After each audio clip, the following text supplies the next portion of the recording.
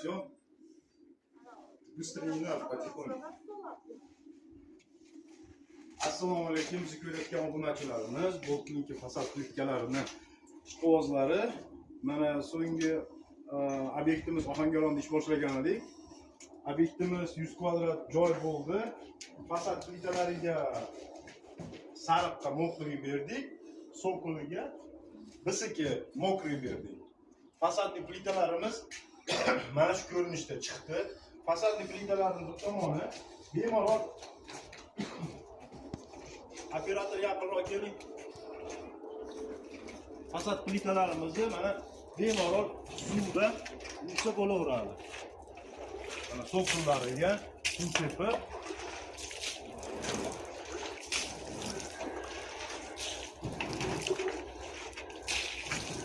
mana shu ko'rinishda bemalol yuvsa bo'laveradi fasadli plitalarimizni. Obunachilarimiz kimga shunday fasadli plita kerak bo'lsa, pastdagi telefonlarga murojaat qilinglar. Mana Fayzli xonadonida egasini oldida turibmiz. Shu tog'a bilan ham bir qator o'zini savollar beramiz. Savollarimizga javob berishga harakat qilib ko'radi. Amaki shu ishlarimizni qildik. Aha. Assalomu alaykum. Sariqqa qora fasadli plita qilib berdik, pastiga so'kilni berdik. İşlerimiz yoqdimi? Fasad plitalarga qanaqa gaplaringiz bor? Sizlarga omad bersin. Hamisha qo'llaringiz dard ko'rmasin. Aytganingiz kelsa. Ben rozi. Hammasi ishi puxta ekan. Bundaqa ko'rmagan edim. Men endi ko'rib turibman.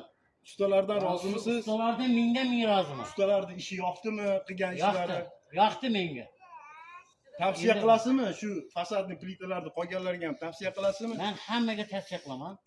Mana shu qilinglar, hech yuqsizmayar ekansizlar. Bemalol suvni chachib, bemalol yurar ekansizlar.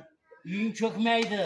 Bergan rizqingizga, bergan noz ne'matingizga rozi bo'ling. Men roziman. Rozimiz aka. Xudo xolasa aka bo'lib yaxshilikda yana ko'rishaylik. Ko'rishaylik. Keyingi navbatimiz Surxondaryodan olib boramiz.